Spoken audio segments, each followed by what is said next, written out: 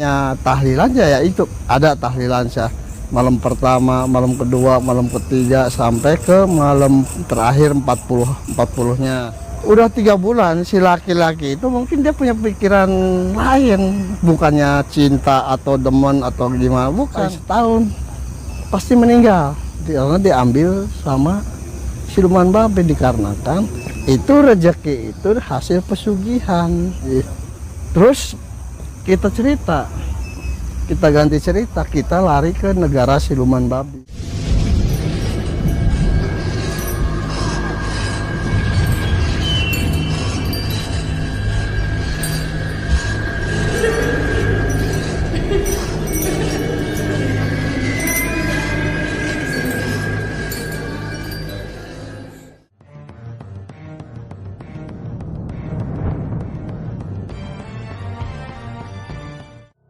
Terus semenjak suaminya meninggal tuh si istrinya tuh, jadi dia kayaknya tuh tenang-tenang aja gitu, gimana gitu. Kalau biasanya kalau suami meninggal gitu ya istilahnya ada perasaan sedih atau gimana atau itu enggak, kayaknya tuh si istrinya tukang bubur itu kayaknya tuh kegirangan, enggak seperti kehilangan suami atau gimana.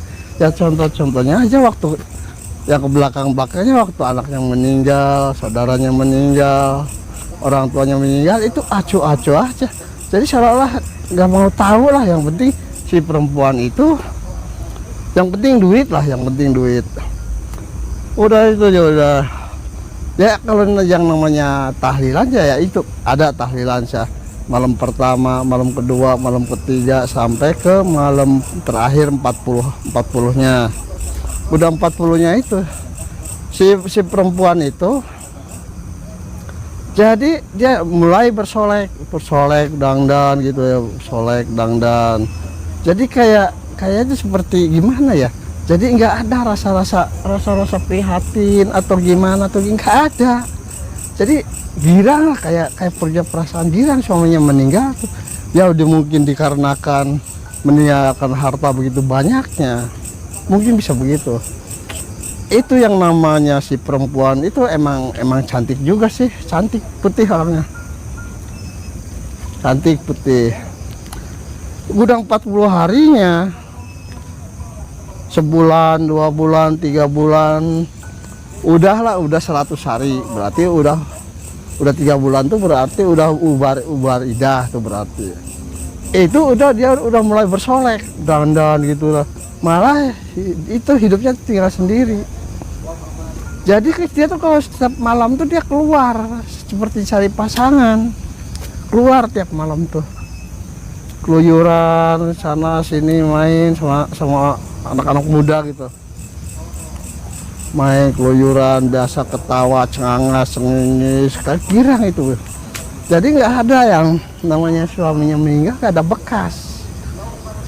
Itu kalau setiap main sama anak-anak muda itu, sama anak-anak ABG itu, dia itu orang itu tuh seperti poya-poya begitu, jajan inilah jajan itu terus itu tiap hari. Gak ada tuh kita kenal sama laki-laki ya, bisa dibilang cakep juga sih gagah tuh si laki-laki anak muda itu tuh. Dia kenalan itu tuh sudah kenalan. Jadi yang ngasih jajan itu bukan laki-laki, bukan ya, perempuan itu yang janda itu, yang bekasnya istrinya tukang bubur itu, diborong jajan sama temen-temennya, sama ya anak-anak ABG itu jajan, dia yang bayarin. Terus begitu terus, itu tiap malam tuh selalu begitu, selalu poya-poya terus tuh orang tuh, poya-poya terus, gak pernah gitu mikir prihatin atau gimana. Anak-anaknya udah habis, orang tuanya, saudaranya semua tuh itu hidup cuma tinggal sebatang kara, cuma hartanya itu. Udah setiap malam poya-poya. Di situ ada hiburan, yaitu hiburan calung. Ada hiburan calung ya, dari rumahnya tuh nggak jauh sih ya, tetangga desa lah. Dia tuh ngobrol-ngobrol sama anak-anak muda, sama ABG tuh ngobrol-ngobrol, susun rencana buat tar malam. Udah waktunya, udah malam, udah habis isya, dia berangkat kayak anak muda gitu, kayak ABG, dia dangdannya aduh itu dandanya tuh lebih menor daripada yang lain. Dia langsung nonton. Itu di situ ditontonnya bukannya nonton hiburan, bukan, dia matanya larak lirik sana sini, seperti ada yang dicari, kayaknya sih seperti ada yang dicari. Lagi asik-asiknya larik lirik sana sini, terus ada laki-laki ya lo sekitar umurnya ya sekitar 30-an lah kurang lebih. Dia mendekati, senyum, deketin. Mulai dia tuh si laki-laki itu tuh dia ajak kenalan, udah ngobrol sana sini, tapi si perempuan itu, si bekas istrinya si tukang bubur itu jujur, dia janda, anaknya suaminya meninggal, emang jujur. Tapi si laki-laki itu dia seperti ada harapan juga, dia kenalan, ngobrol semalam suntuk, bukannya hiburan, bukan semalam suntuk, ngobrol udah jam 12 malam. Terus si laki-laki itu ngomong, udah Nok mending pulang aja Nok, udah malam nih kan jauh, udah takut ada apa. Ya mau pulang. Itu sama temen-temennya si perempuan itu, si bekasnya tukang bubur itu pulang bareng rame-rame. Tapi si yang anak-anak ABG itu pulang masing-masing rumah. Tapi yang janda itu, kita bilang sebut janda aja ya. Ya si janda itu duduk di depan rumahnya. Terus si laki-laki itu duduk di teras lah begitu, teras ngobrol sana sini, ngalor ngidul. Semalam 2 malam nggak berasa itu kenalan udah 3 bulan. Udah 3 bulan si laki-laki itu mungkin dia punya pikiran lain, bukannya cinta atau demen atau gimana, bukan. Jadi si laki-laki itu punya pikiran mau niat morot. Dia morot. Udah kalau 3 bulan tuh alasannya, pertama beliin rokok lah atau apalah, tuh selalu dikasih malah pulang dikasih buat bekal di rumah. Itu selama kenal itu si laki-laki itu selalu morot. Kurang lebih sekitar setahun. Tuh si laki-laki itu malah berani pinjem buat modal atau dikasih. Itu si laki-laki itu bukannya buat modal, jadi si laki-laki itu dikarenakan punya keluarga, buat ngebiayain keluarganya. Jadi si laki-laki tadi itu yang namanya pacarnya si bekasnya tukang bubur itu jadi pemalasan, gak pernah kerja. Jadi kalian selalu morot. Mungkin si perempuan itu udah jenuh morotin terus, udah diputusin, ganti lagi laki-laki. Itu setiap sama laki-laki itu si bekasnya tukang bubur itu selalu diporotin. Udah diporotin. Tapi yang si laki-laki itu yang morotin si janda itu nggak lama umurnya tuh, nggak lama. Jadi sama si suaminya itu kan dulu kan itu kan hasilnya pesugihan babi itu. Jadi si perempuan itu selalu diawasin sama siluman babi itu, diawasin. Jadi kalau setiap orang yang dikasih sama si perempuan itu selalu diambil orangnya tuh, selalu buat padal, buat korban itu 1, 2 itu setiap tahun tuh begitu. Jadi si laki-laki tuh, jadi si orang-orang tuh nggak sadar bahwa orang itu setiap kenal udahlah kekenyangan, udah kenyang makan rezekinya itu pasti meninggal. Padahal si perempuan itu nggak melanjuti hubungan dengan siluman itu, enggak. Jadi si perempuan itu nggak tahu bahwa ini si rezeki begitu banyaknya berlimpahnya itu hasil dari siluman itu, nggak tahu. Itu yang namanya laki-laki itu yang datang ke depan rumahnya tuh bukan sedikit cari perhatian, dikarenakan janda kaya itu selalu begitu. Udah dapat lagi di si perempuan itu ada yang mau. Tapi rata-rata laki-lakinya itu yang mau sama si janda itu nggak ada yang namanya bujangan tuh, nggak ada. Semua yang punya istri, semuanya rumah tangga semuanya. Ada yang minta modal, dikasih modalnya buat beli ini, ada yang minta beli motor, pacarnya tuh. Jadi dia selalu dikasih, Jadi si perempuan itu nggak mikir dikarenakan hartanya itu berlebihan banyak. Setiap punya pacar, itu pacarnya selalu meninggal, selalu diambil sama siluman babi itu. Dikarenakan kekayaan itu hasil pesugihan suaminya. Emang si perempuan janda itu nggak tahu ini harta ini dari mana nggak tahu. Jadi setiap kenal sama laki-laki udah paling setahun pasti meninggal karena diambil sama siluman babi. Dikarenakan itu rezeki itu hasil pesugihan. Tapi si perempuan itu nggak sadar, tetap dia semakin lama semakin ganas sama perempuan tuh. Itu hartanya tuh. Jadi si harta yang tadi itu diporotin itu bukannya nambah lagi, malah lama-lama makin habis. Terus kita ganti cerita, kita lari ke negara siluman babi. Di siluman babi, raja manggil di situ sama bapatinya. Raja tuh manggil, "Hei Pati, sini kamu." "Ya raja, ada apa raja?" "Kamu kan tahu dulu itu tukang bubur. Di sana harta kita masih banyak di sana. Kenapa kamu nggak diambil lagi?" "Iya kan raja, ini belum ada perintah dari raja." Raja tuh senyum. Emang benar belum diperintah. "Tapi gimana raja caranya?" "Itu terserah kamu caranya. Yang penting harta yang ada di situ yang dulu itu dikasih sama tukang bubur, ambil semua. Diambil. Caranya terserah. Tapi itu kan setiap tahunnya ngasih. Itu lain cerita.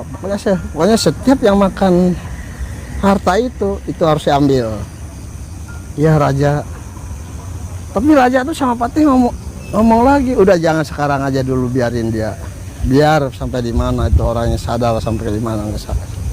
"Ya raja, nanti," kata raja tuh, "nanti kamu ditugaskan harus ke sana, ke alam manusia." "Ya raja." Itu yang nama si janda itu semakin lama tuh semakin rakus. Jadi setiap laki-laki yang datang dia selalu ngasih, minta inilah dikasih, ada yang minta modal dikasih, mintain. Jadi ngasih sama laki-laki itu dikasih terus. Banyak yang jadi korban, yang jadi wadah. Tapi si perempuan itu nggak sadar. Pokoknya setiap pacaran sama janda itu pasti meninggal, pasti meninggal. Setahun, 2 tahun, 5 tahun, 6 tahun. Itu si janda tuh umurnya kurang lebih 38 tahun, kurang lebih sekarang tuh. Umurnya makin lama makin tua tuh dia tuh semakin menjadi, bukannya sadar. Cari laki-laki, ganti pasang. Itu yang namanya berbuat zina. Si janda itu setiap laki-laki itu selalu berbuat. Jadi ya namanya batal harap tuh udah nggak tahu, udah bener-bener gelap dikarenakan udah kerasukan harta siluman itu, udah kemasukan siluman itu. Jadi setiap laki-laki itu menjalankan selalu jinanya semaunya, ada di mana, pokoknya seperti orang meludah. Dia di situ mau, di situ dikerjain, itu selalu. Jadi jarang. Jadi yang berbuat macam-macam, yang berbuat zina itu bukannya di rumah, di luar, seperti di kebun, seperti ada hiburan di mana dia lihat nonton hiburan di situ kenal sama laki-laki, ya di situ berbuat, ya hidupnya seperti binatang begitu. Itu ganti laki-laki, setiap ganti laki-laki. Jadi dia hidupnya tuh seperti gimana ya, seperti orang lepas dari kendali. Jadi dia keinginannya tuh berlebihan. Jadi gayanya tuh gaya anak muda, gaya ABG. Gak pernah jenuh, gak pernah bosan. Itu setiap laki-laki. Jadi dia tuh setiap berbuat zina itu gak mikir siang, gak mikir malam. Pokoknya setiap pacarnya datang itu selalu berbuat, selalu. Suatu saat dia kejadian hamil. Terus si janda itu minta dikawin sama si laki-laki itu. Tapi si laki-laki itu gak mau, nolak. Kenapa nolak? Dikarenakan punya keluarga. Sampai diparanin ke rumahnya laki-laki itu. Ya di situ juga semuanya para ditentang sama keluarganya laki-laki itu, ditentang dikarenakan dia sholat. Itu si janda itu tuh nggak mikir udah bunting, udah hamil begitu tuh, dia bukannya sadar, bukan, malah berlebihan. Malah dia pernah datang ke dukun beranak, datang ke dukun beranak untuk menggugurkan. Si dukun beranak berusaha untuk menggugurkan kandungan, itu nggak ada yang mau. Bukannya nggak mau, jadi dia nggak ada yang mau. Setiap datang untuk menggugurkan, mau dibayar berapa berapa nggak mau. Jadi si dukun beranak itu tahu, jadi seperti yang tahu. Jadi kalau megang badan itu tuh dia ada aura yang nyerang, jadi selalu ini nggak mau. Udah kandungan 7 bulan 8 bulan itu kandungan menghilang, kandungan tuh menghilang, hilang lah, tahu kemana, tak berbekas lagi, hilang aja, hilang si kandungan itu. Dia malah si perempuan itu girang, padahal secara batinnya, secara gaib itu orang udah melahirkan. Jadi si bayinya itu udah dibawa ke alam siluman, ke alam babi itu. Begitu terus berbuatnya tuh semakin nista, semakin bener-bener semakin merajalela. Jadi selalu begitu. Udah beberapa bulan datang muda, ya bisa dibilang ganteng lah. Itu pemuda itu utusan dari raja. Dia berkenalan sama si perempuan janda itu, berkenalan. Jadi si pemuda itu mintanya tuh berlebihannya gimana, dikarenakan si janda itu udah kena pelet asihan siluman itu. Dia mintanya gak tanggung, minta emas 10 kilo dikasih, bawa, udah pulang. Setiap si pemuda itu datang, itu dia minta apa aja dikasih, dia pulang. Setiap jam 2 malam itu si pemuda pasti pulang. Itu harta itu dikasih lagi ke rajanya, dikasih. Itu tiap seminggu sekali hartanya diambilin sama si pemuda itu tuh. Si pemuda ganteng tuh diambilin terus. Itu tapi si perempuan itu dikarenakan gimana ya, jadi nggak menyadari bahwa hartanya lagi diambil sama siluman itu, nggak menyadari. Semakin lama itu hartanya semakin habis.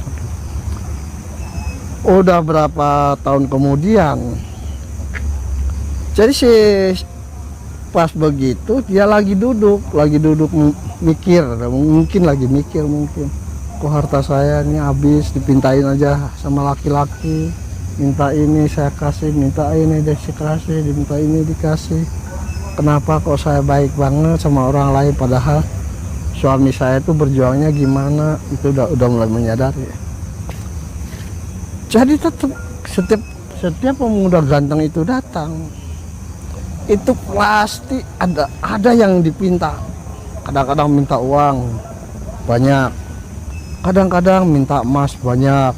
Itu dianterin lagi ke raja, dikarenakan si pemuda ganteng itu patih dari kerajaan siluman.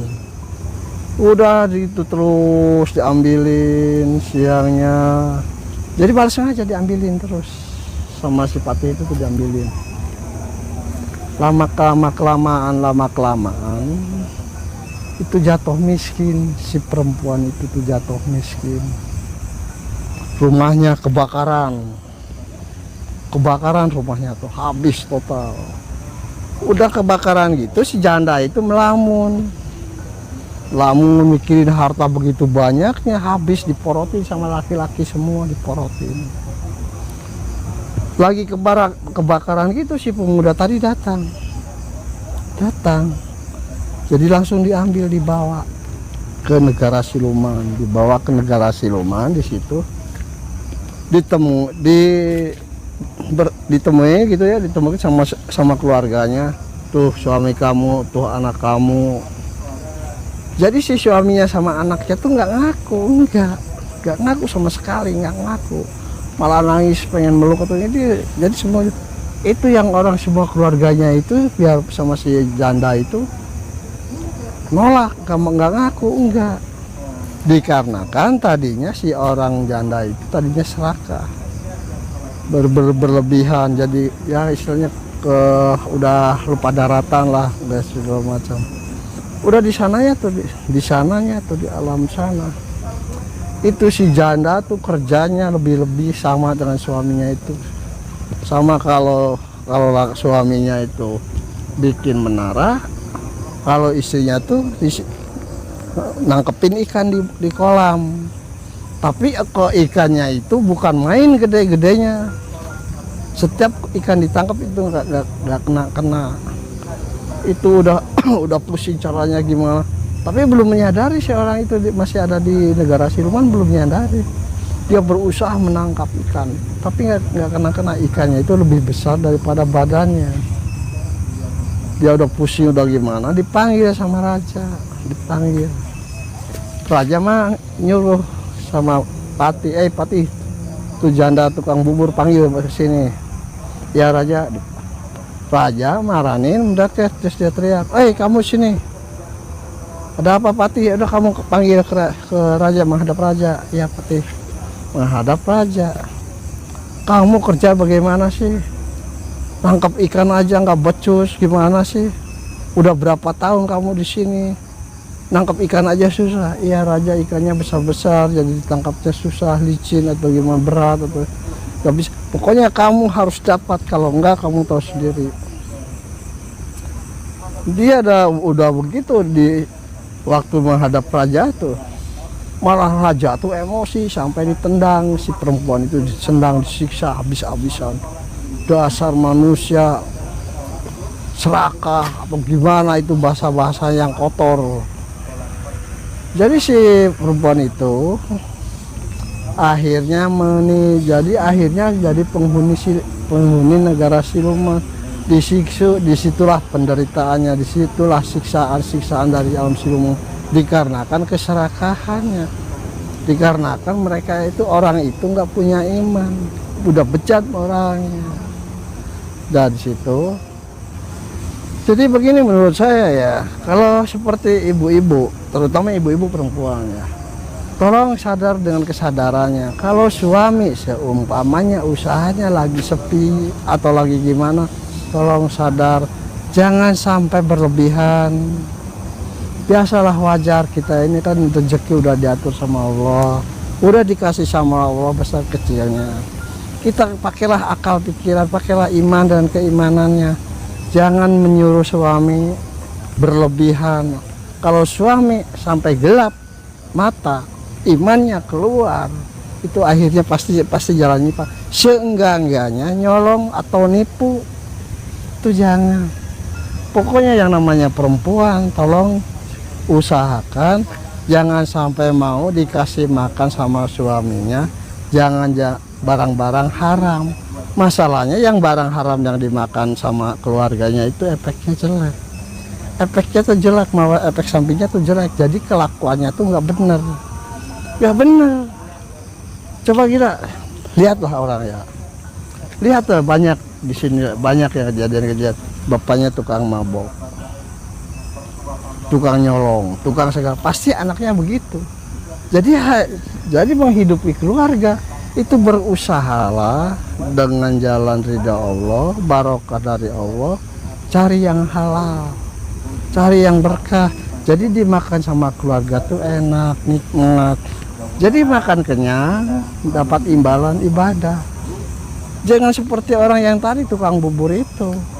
Kaya, emang kaya, istrinya dikarenakan akibat efek sampingnya istrinya. Akhirnya satu rumah, satu turunan habis, ada kumpul semua di alam siluman. Itu di alam siluman kerjanya begitu, membikin itu terus. Kalau ada roboh, jadi nggak bakalan habis-habis sampai kiamat. Jadi nggak bisa. Jadi kalau cari rezeki itu dengan keridhaan hati dan keikhlasan hati, dengan kesadaran. Kalau suami lagi kerja, itu sang istri harus mendoakan. Jadi jangan minta sama suami, jangan. Jadi mendoakan. Jadi selalu mendoakan habis sembahyang, kalau yang sembahyang. Kalau yang belum sembahyang ya belajar sembahyang, doalah, berdoa. Suami yang kerja cari rezeki, istri yang mendoakan, di insya Allah di situ. Berarti antara suami dengan istri itu kerjasama. Suaminya yang kerja, istrinya yang mendoakan. Yang menikmati itu keluarga, insya Allah barokah. Itu cerita kisah tukang bubur. Sampai di sini tamat. Tolong jangan sampai diikutin, jangan sampai diturutin. Carilah rezeki yang halal, yang barokah. Mudah-mudahan jadi ibadah. Ini cerita ini hanya sekedar gambaran. Orang yang serakah, yang munafik itu pasti jalannya salah. Larinya ke tempat yang nggak benar.